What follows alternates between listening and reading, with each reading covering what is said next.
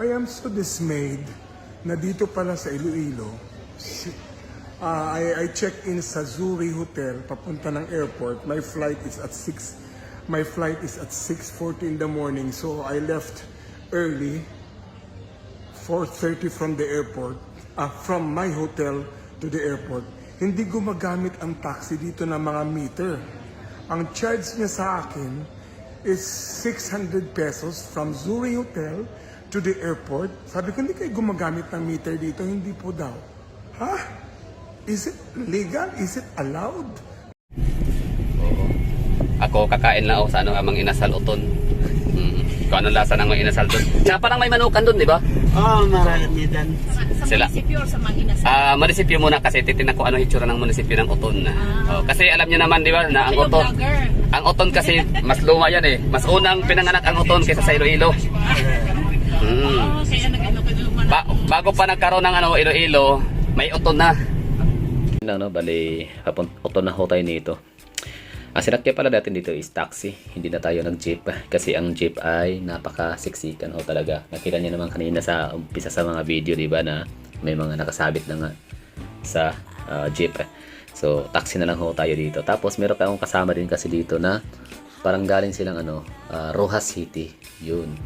Na tatlo katao galing Rojas City na ang dami lang bit-bit bagahe, parang uuwi yata sila ng probinsya ng Aklan or ng basta somewhere in Uton lang sila talaga. So ang ginawa ko, parang pinakyaw na namin yung taxi, parang 200 yata yan sa akin, tapos sila naman ay 150. So di ba? So 350, parang ganun yung naging pamasahe. So yun, larga bola na. So parang in that point, parang nakatulong na din ako doon sa mga babae, sa mga ali, actually sa mga nanay. Mga may edad na yun eh. So nakatulong ako sa kanila na mas mapa-easy, mapadali yung kanilang biyahe. Hindi na sila kailangan, kasi yung doon sa may abangan ng jeep, walang waiting shed. Oo, so may mga edad na sila, tapos may bit-bit pa silang mga bagahe malita. Kaya sabi ko, pinara ko na yung taxi, sumakay na kami papuntang Uton. Tapos inangkin ko na yung 200, tapos yung sa kanila naman ay 150. Tatlo na sila nun. So basically, tag 50-50. So kung sa jeep yata, parang 20 pesos yata pamasahe from Iloilo City to Uton. Kaya yun, eto na yung natin, nagiging biyahe. So welcome to Uton. So Uton is 98,000 population. For today's video is pag-uusapan ho natin yung tungkol ngayon sa issue ng Iloilo City taxi, which is kasi siya ngayon, nakita ko lang siya sa post ni Mayor Jerry Triñas na sabi niya dito, I was deeply concerned to learn about the recent experience of a vlogger who was charged a fixed rate of 600 pesos by a taxi from his hotel in Mandurrial to Iloilo International Airport, allegedly without using the taximeter. Such practices not only violate transportation regulations but also tarnish the reputation of Iloilo City as a tourist-friendly destination. I call on the Land Transportation Franchising and Regulatory Board or LTFRB and other concerned agencies to take immediate and necessary actions to address this issue and ensure it does not happen again.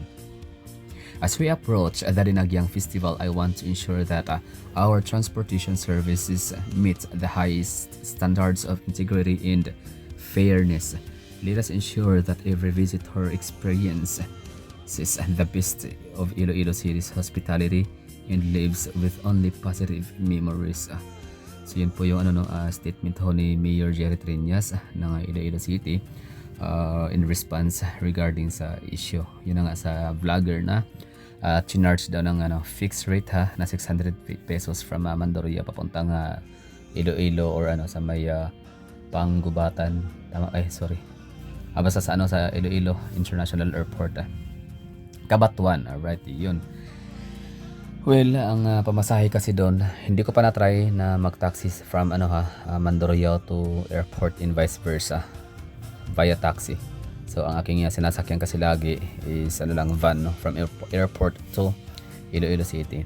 Pero tinanong ko yung comment section ngayon dito, may mga may mga nagko-komento na hindi ko naman masyadong maintindihan kasi malalalim na hiligay nun ang salita. Pero na lang, kumbaga i-share ko na lang yung aking experience din. I mean, hindi man siya worst experience kumbaga parang base sa aking mga naiintindihan ng mga komento dito is parang gusto kong mag second emotion or mag-agree. Parang tama nga naman na nung una, like akala ko normal lang talaga yun sa Metro Iloilo na kapag outside of Iloilo City na siya ay fixed rate na talaga siya. For example, yung aking sinakyan na taxi from Mandurriao papuntang Oton is a taxi. Bali ang charge ang fixed rate is 300 pesos, which is sinunggaban ko na kasi nga that time is pahapon na siya, like siguro alas 4, mag-alas 5 na siya. So yung mga jeep papuntang Oton ay punuan na siya, like hindi na siya basta-basta makasakay. At alam niyo naman, kahit dito sa Davao City, hindi ako masyadong nako-commute via jeep, no, kasi yun na nga masikip. Kibali ayaw ko ng mga siksikan, no, talagang gitgitan, siksikan. So iniiwasan ko yun, like hindi ako komportable.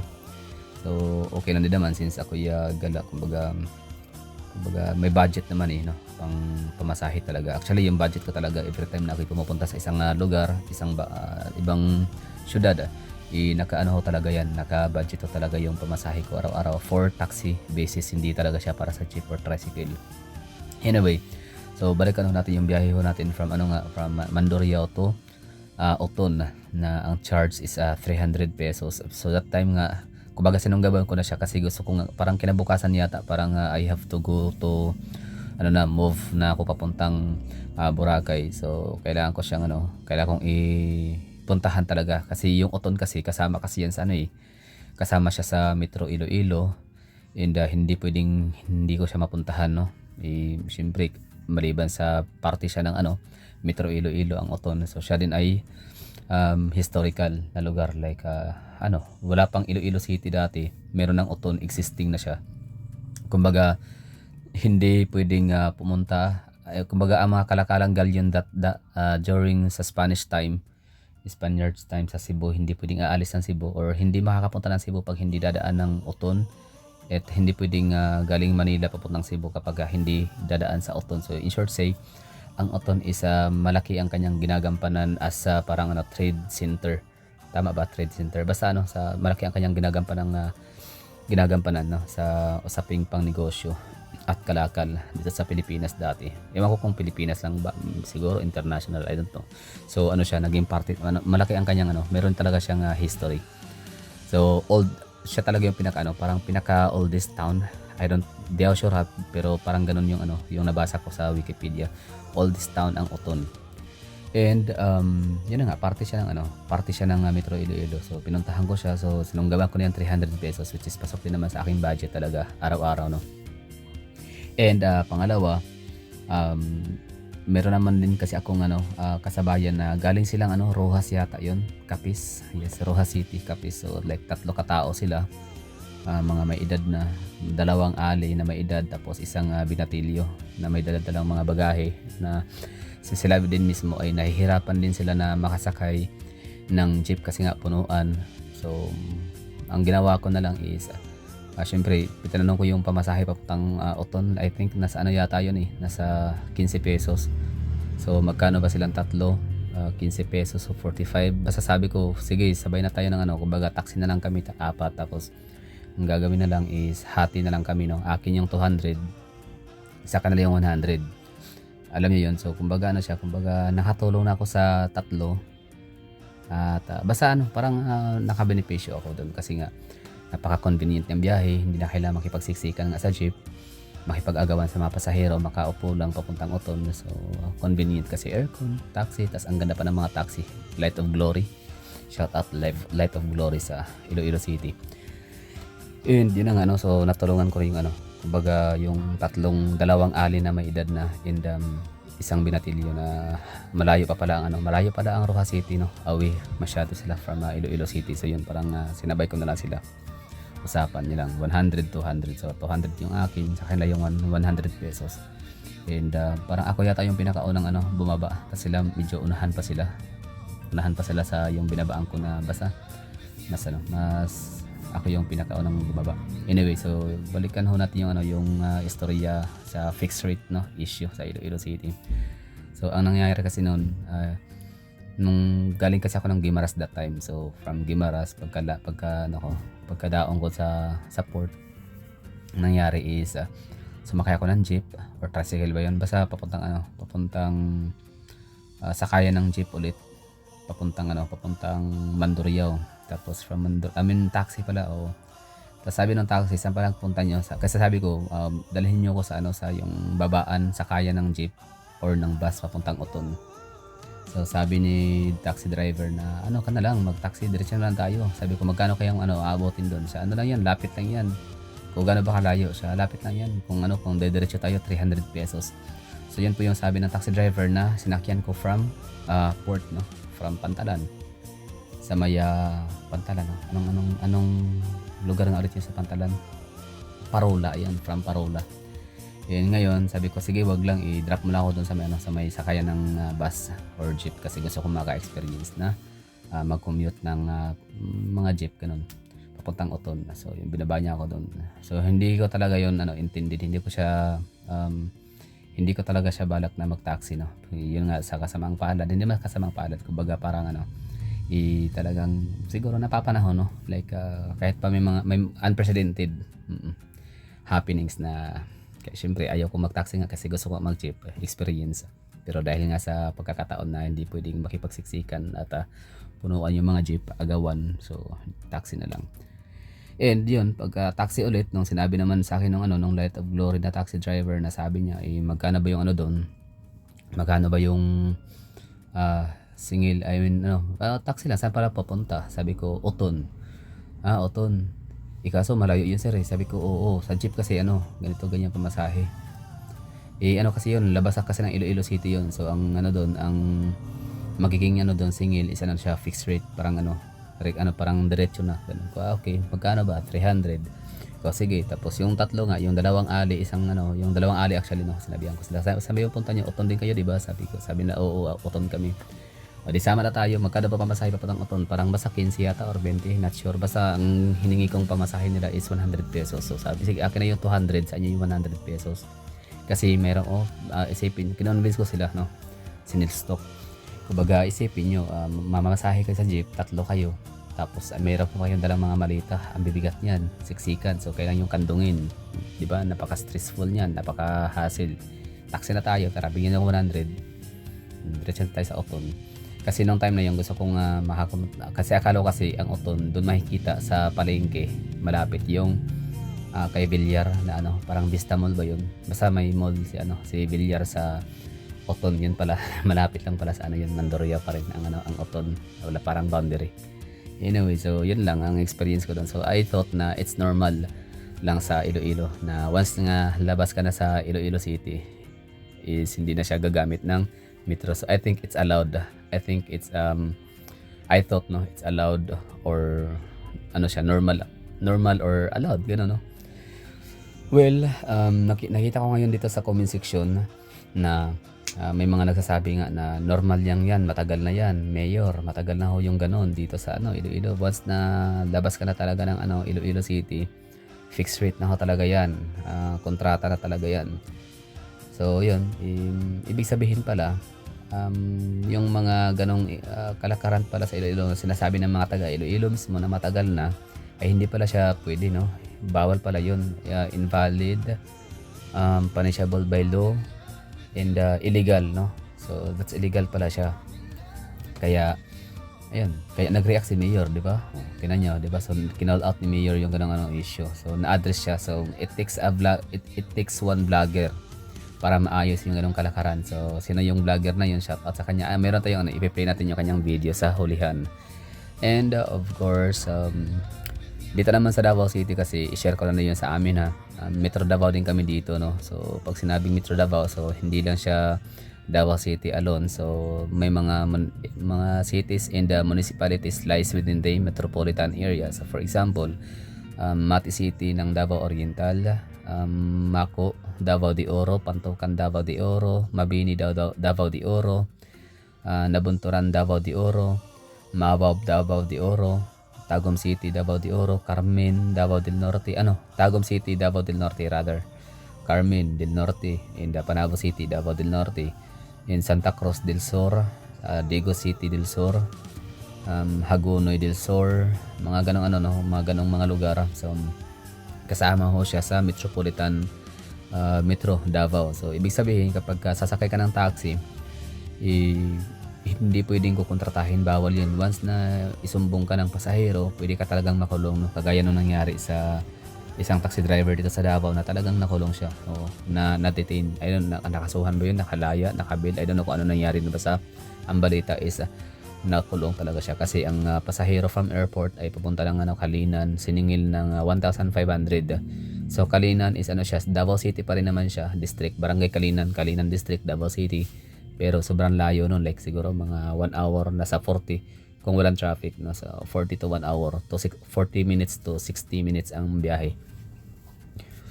So siningil niya ng 1,500. So bawal yun, no? Kahit 1,000 lang, kahit 500 basta pagkontrata, bawal ho yun kapag metro. So dapat gagamitin mo yung metro. So nakulong, no? So ngayon, shout out sa sa mga taga Iloilo people. Ang galing ng inyong city mayor kasi talagang hindi niya tinolerate, no? Talagang kinall out niya. So at ibig sabihin pala walang nagsumbong, walang nakakarating. Kumbaga mga taga Iloilo people is lang siya, parang na-normalize na lang yung ganong kalakaran na fixed rate kontrata.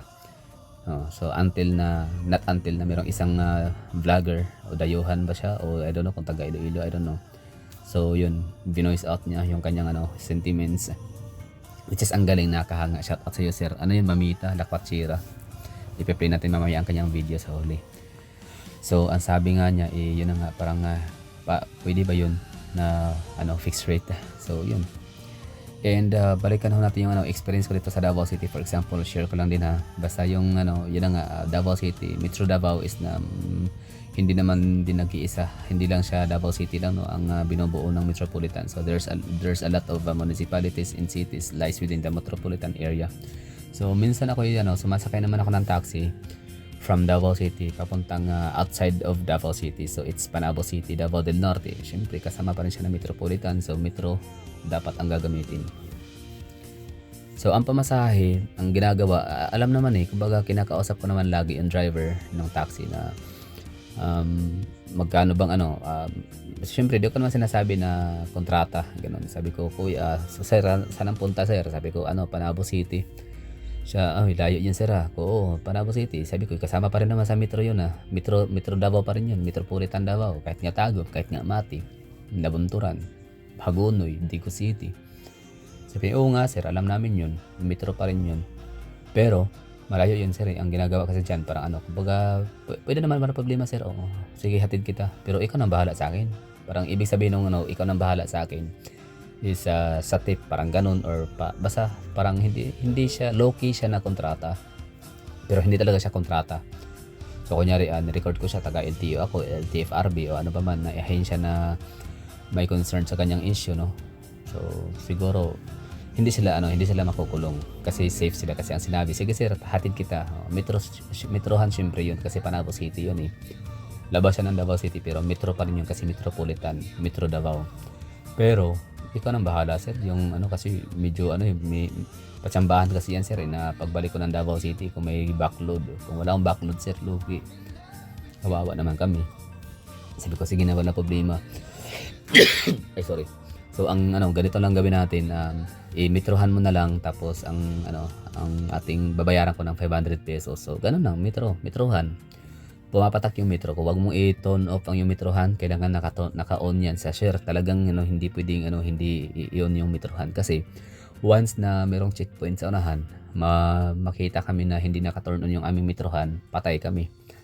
Kulong, multa, di ba? So talagang naka-turn on yung ating metrohan. Sige ha, basta kay ang kontrata natin 500 pesos. So kung aabot mo tayo ng 1,000 pesos dahil sa traffic o ano pa mga sakuna, ang babayaran ko ay 500 lang kasi yun na talaga yung napag-usapan natin. Sabi, sige sir, walang problema, larga, o diba, larga. So yun na nga, may mga pagkakataon na okay naman, smooth yung biyahe, walang traffic, madaling araw kasi palibasa. So nasa 420, 380, 390, ang bilis na takbo yun. Oo, tapos so ibig sabihin 500, so meron pa siyang dilihensya na 120, 80, 50. Pero merong nung pinakahuli kong punta sa Panabo City, ang charge ko is pumapatak na sa metrohan ay 480 pesos, 482 ganun, plus 5 pa, so 487.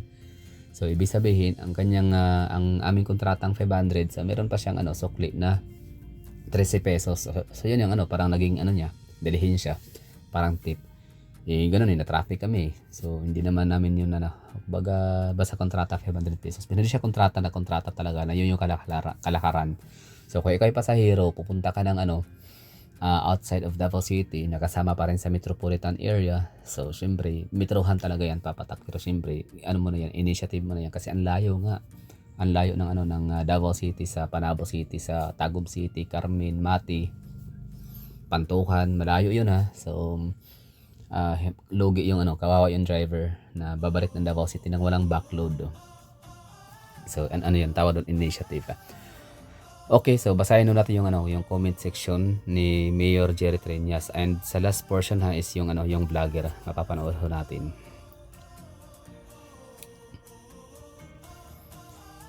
So the question is it allowed na experience ko gid na Haro to Pavia lang gani i-fix rate niya na ako, hambal ko metro lang, but he disagree kay out of the city na daw, so gin-fix niya ako 300 kay wala man daw guarantee nga may pasahero siya pabalik. Sorry but wala ko na lang nagsakay. O diba? Mas maayo gid mayor maaksyonan na damo taxi nga gina-insist nila ang okupar kisa mag-use meter. That's why ang Grab mas maayo kay wala ka pa kasakay, balaan mo pa na mo bayad. Wala ka pa kasakay? Okay, hindi ka pa daw nakasakay, alam mo na yung pa, okay. Akala ko may kasakay. Anyway, nice mayor, nabiktima na yung anak ko niyan, salamat sa mabilis na aksyon. O diba? So kudos talaga kay Mayor Jerry Triñas. Blessed ang mga taga Iloilo City. So kung ako may taga Iloilo City, iboboto ko to for mayor ulit. Grab from airport to Tagbak Terminal 1, I paid for 36 pesos only just yesterday. Ay, di kaswerte, not until it was vlogged. Taxi operators niyor kay sila man ga-agree sina ng mga uniform. Okay, what? So yun na, tapos na tayo dito sa comment section. So yun ang bali 90, nabasa ko na to kanina mga comment section. So 90 at out of parang 90% sa mga nasa comment box is naka-experience sila sa sa metrohan na imbis na metro, dahil nga outside of the city of Iloilo na siya. So nagiging na siya fixed rate or kontrata, ganon, no? And they thought na ito ay normal na lang, not until si Mayor Jerry Triñas ay nagsalita tungkol sa ganong issue dahil na lang sa binoise out ng vlogger. Okay, so panoorin natin ang sentimento ng vlogger na si Mamita Lakwachira.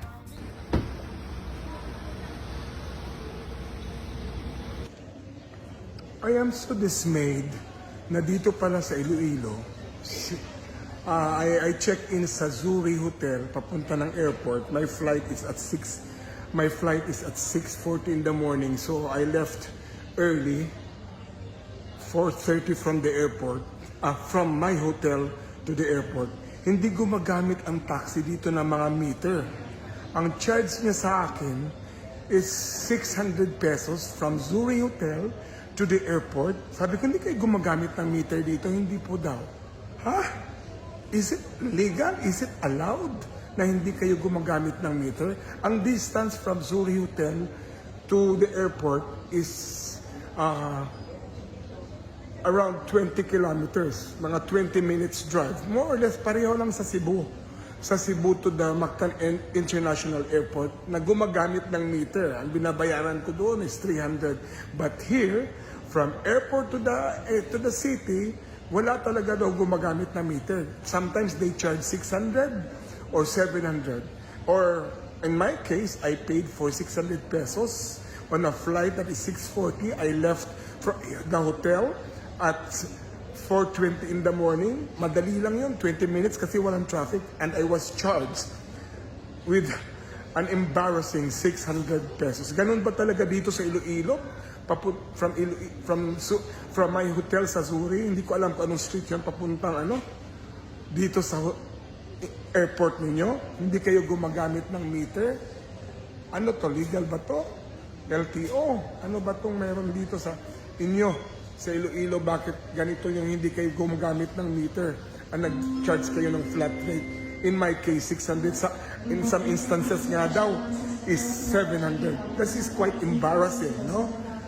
Make it a clarification kung ito ba talaga illegal ang ginagawa ng mga taxi drivers na to. Kasi nga wala daw meter dito papuntang airport. Wow! Ibang klase din kayo dito sa Iloilo, ha?